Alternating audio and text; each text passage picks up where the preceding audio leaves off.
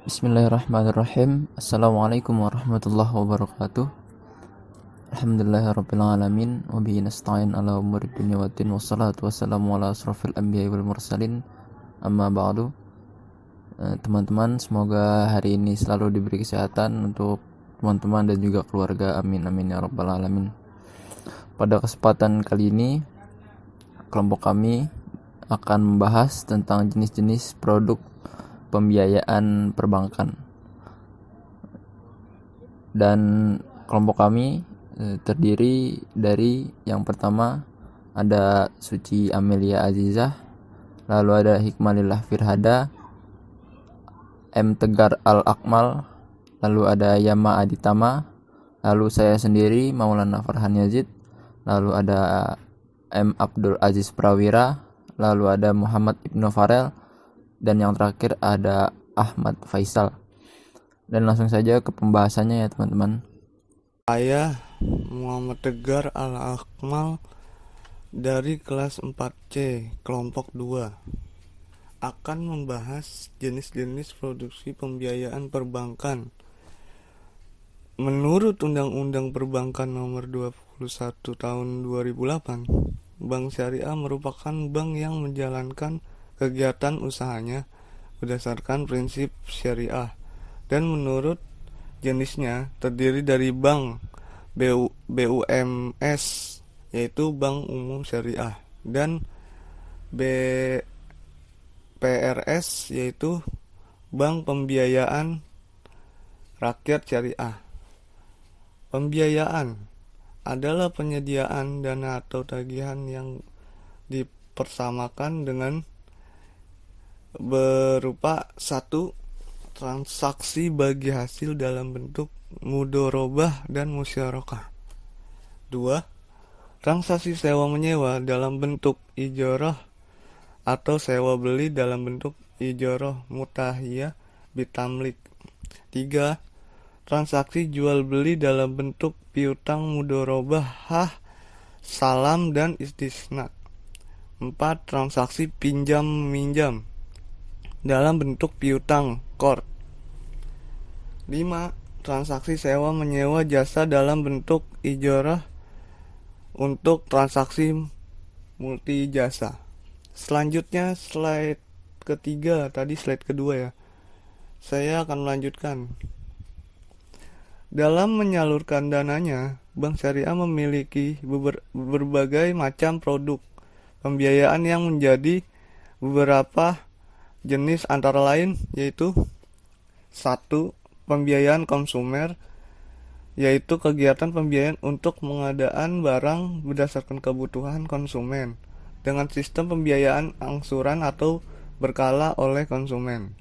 Selanjutnya, pembiayaan retail, yaitu pembiayaan menambahkan persediaan barang atau menjaga persediaan lebih level minimum. Pembiayaan korporasi atau wholesale, yaitu pembiayaan dalam nominal besar. Karakteristik produk pembiayaan retail. Pembiayaan retail merupakan penyaluran dana yang diberikan kepada nasabah perorangan ataupun badan usaha dengan tujuan penggunaan kegiatan usaha. Besarnya plafon yang diberikan pada segmen retail ini berbeda-beda pada setiap bank syariah. Dilihat dari jumlahnya, pembiayaan retail untuk pembiayaan individu atau pengusaha dalam skala sangat kecil, maksimal 350 juta, yang biasanya bertujuan untuk konsumsi, investasi kecil, dan pembiayaan modal kerja. Assalamualaikum warahmatullahi wabarakatuh.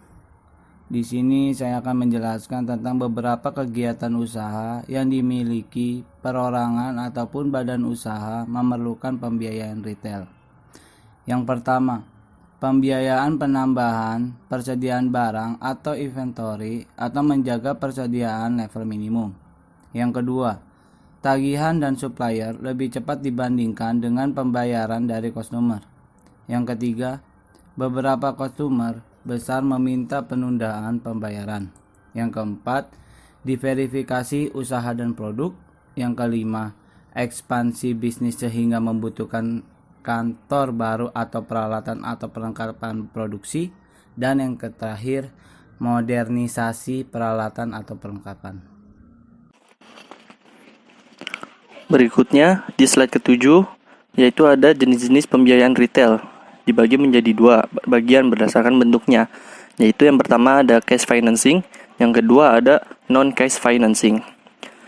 Dan di slide ke-8, ada macam-macam pembiayaan retail, yaitu yang pertama ada cash financing, dibagi menjadi dua. Yang pertama ada pembiayaan modal kerja, dan pembiayaan modal kerja meliputi rekening koran, pembiayaan ekspor, clean up system loan, negosiasi vessel ekspor, dan trust receipt. Dan yang pembagian kedua dari cash financing yaitu ada pembiayaan investasi. Dan macam-macam yang kedua ada non-cash financing. Non-cash financing meliputi bank garansi, letter of credit, dan yang terakhir ada obligasi. Selanjutnya ada produk pembiayaan korporasi atau wholesale. Pembiayaan korporasi merupakan pembiayaan yang diberikan kepada nasabah dengan jumlah nominal yang besar dan diperuntukkan kepada nasabah besar atau korporasi.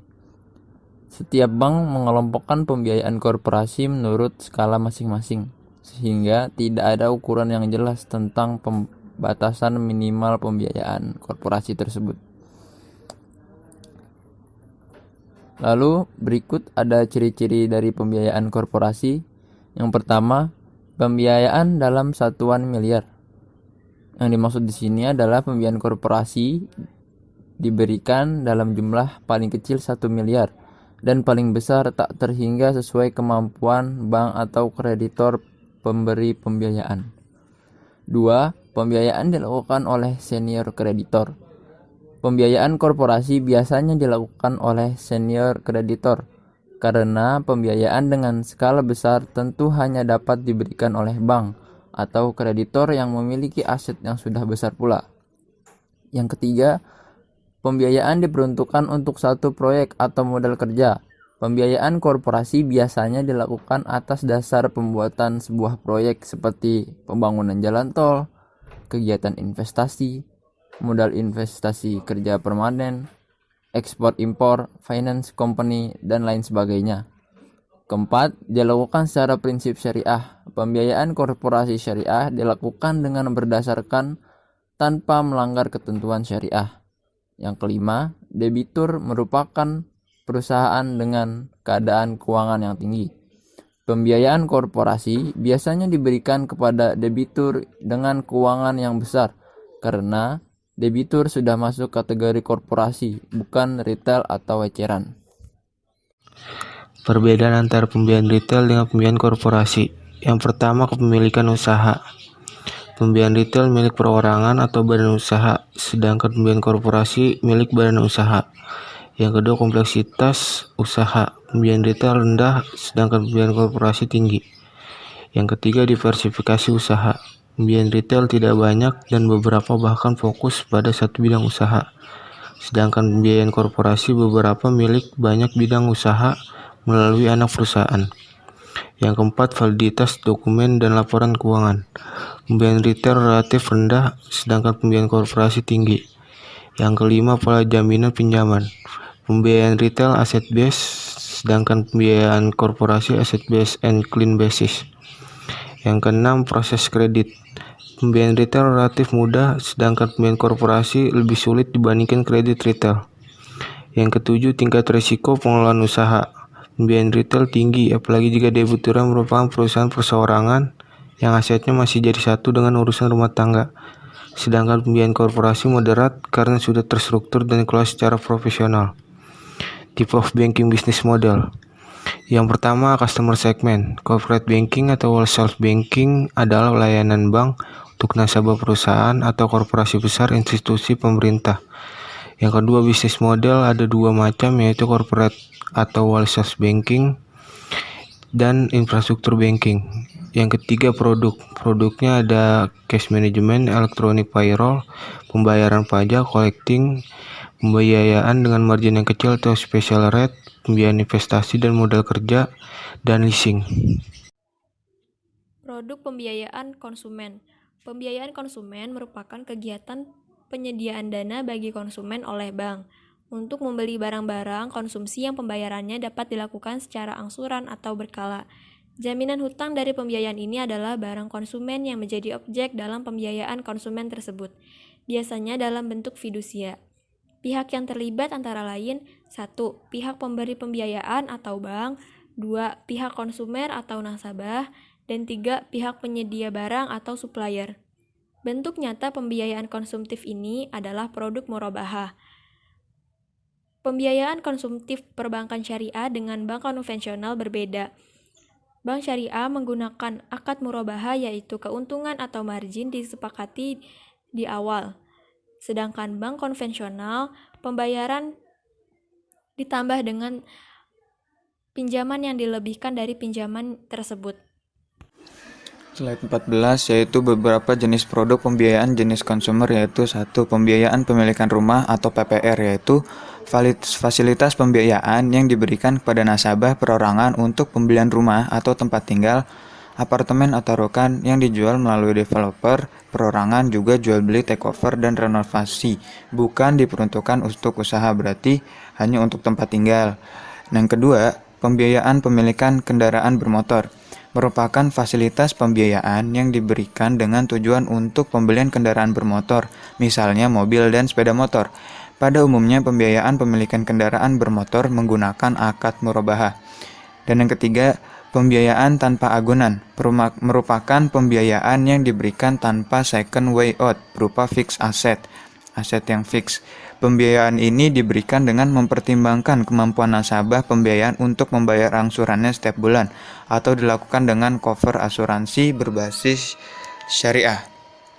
Lalu ke slide yang 15. 4.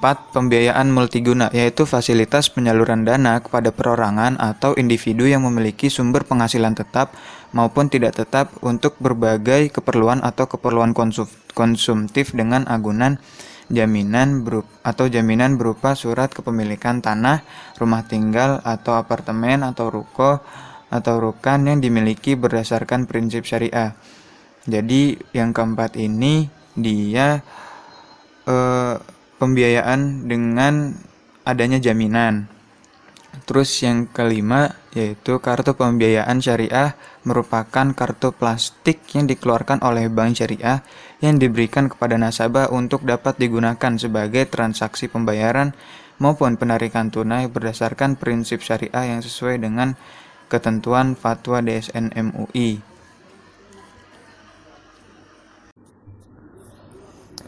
Ya teman-teman, selesai sudah presentasi singkat dari kelompok kami.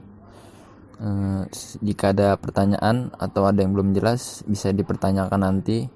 Lalu kurang lebihnya mohon maaf. Billahi taufiq wal hidayah. Wassalamualaikum warahmatullahi wabarakatuh.